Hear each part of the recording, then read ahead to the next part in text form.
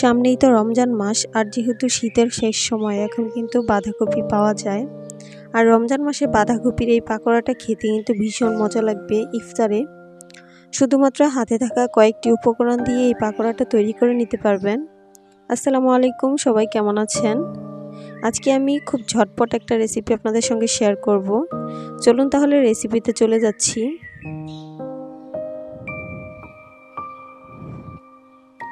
এই রেসিপিটি তৈরি করার জন্য আমি একটি বোলে নিয়ে নিচ্ছি 2 কাপ বাঁধাকপি। আমি বাঁধাকপিটাকে ঠিক সেরকমভাবে কেটে নিয়েছি, যেভাবে আমরা ভাজি করি ঠিক সেভাবেই কেটেছি। এবার এখানে আমি দিয়ে দিচ্ছি 1 চা চামচ লবণ।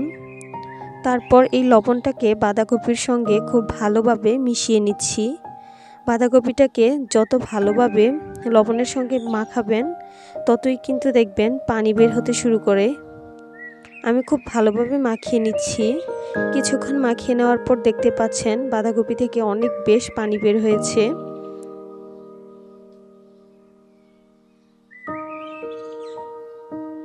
এভাবে চাপ দিলে দেখবেন পানি বের হতে শুরু করবে। আমি এভাবে চেপে আলাদা একটা বাটিতে বাঁধাকপিটাকে নিয়ে নিচ্ছি।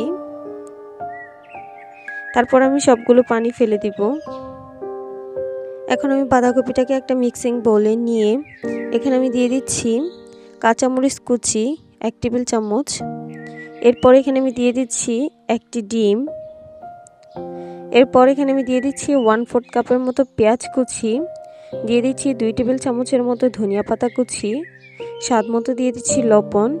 তবে লবণটাকে একটু বুঝে দিতে হবে, যেহেতু আমরা প্রথমে লবণ ব্যবহার করেছিলাম। এবার আমি এখানে দিয়ে দিচ্ছি 1/2 চা চামচ গরম মশলার গুঁড়া। এরপর এখানে আমি দিয়ে দিচ্ছি 1/2 চা চামচ জিরার গুঁড়া। এরপর দিয়ে দিচ্ছি 1/2 চা চামচ চিলি ফ্লেক্স। 1/2 চা চামচ দিয়ে দিচ্ছি হলুদের গুঁড়া। 1/2 চা চামচ দিয়ে দিচ্ছি ধনিয়া গুঁড়া। 1/4 চা চামচ দিয়ে দিচ্ছি আদা গুঁড়া। রসুন গুঁড়া দিয়ে দিচ্ছি 1/4 চা চামচ। যদি আপনাদের হাতের কাছে আদা রসুন গুঁড়া না থাকে তাহলে এটা বাদও দিতে পারেন। এবার আমি সমস্ত উপকরণগুলোকে একসঙ্গে খুব ভালোভাবে মাখিয়ে নিচ্ছি। মাখিয়ে নেওয়া হয়ে গেলে এবার এখানে আমি দিয়ে দিচ্ছি 1/2 চা চামচ মরিচের গুঁড়া। আমি আগে মরিচের গুঁড়াটা দিতে ভুলে গিয়েছিলাম, তাই এখন দিয়ে দিলাম। এবার আমি আবার এই সব কিছুকে একসঙ্গে খুব ভালোভাবে মাখিয়ে নিচ্ছি। খুব ভালোভাবে মাখিয়ে নেওয়া হয়ে গেলে এবার এখানে আমি দিয়ে দিচ্ছি 1/2 কাপ ময়দা। আপনারা চাইলে এখানে চালের গুঁড়াটাও কিন্তু ব্যবহার করতে পারেন ময়দার পরিবর্তে। এবার আমি এই সব কিছুর সঙ্গে ময়দাটাকে খুব ভালোভাবে মিক্স করে নিচ্ছি। দেখতে পাচ্ছেন আমার এখানে খুব ভালোভাবে মাখানো হয়ে গেছে। এখন আমি আপনাদেরকে কিভাবে পাকোড়াটা তৈরি করব সেই শেপটা দেখিয়ে দিচ্ছি।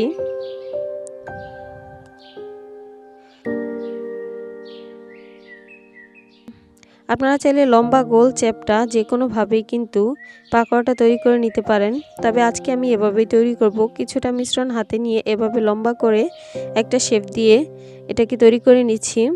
দেখতে পাচ্ছেন এভাবেই খুব সহজেই এটা কিন্তু তৈরি করে নেওয়া যায়। এবার আমি এগুলোকে ভাজতে চলে যাব। এগুলো ভাজার জন্য চুলায় একটি প্যান বসিয়ে তাতে পর্যাপ্ত পরিমাণে তেল আমি গরম হতে দিয়েছি। তেলটা যখন কিছুটা গরম হয়ে আসবে তখন আমি একে একে বেশ অনেকগুলো পাকোড়া এখানে দিয়ে দিব। দেখতে পাচ্ছেন আমি এখানে বেশ অনেকগুলো পাকোড়া দিয়ে দিয়েছি।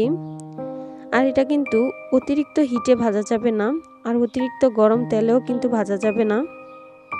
চুলার মিডিয়াম আছে হালকা গরম অবস্থাতেই কিন্তু পাকোড়াগুলিকে দিতে হবে।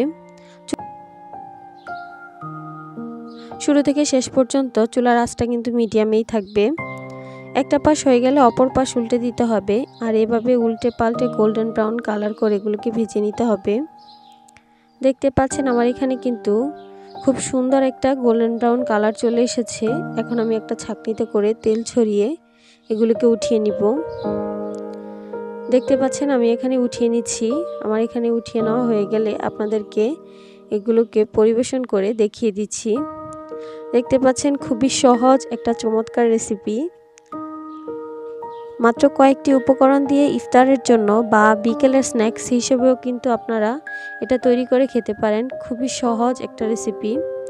যদি আমার রেসিপিটি ভালো লেগে থাকে অবশ্যই একটি লাইক, কমেন্ট, শেয়ার করতে ভুলবেন না। আর আমার চ্যানেলটি সাবস্ক্রাইব করার অনুরোধ রইল। সবাই অনেক বেশি ভালো থাকবেন। আজকে এ পর্যন্তই। আল্লাহ হাফেজ।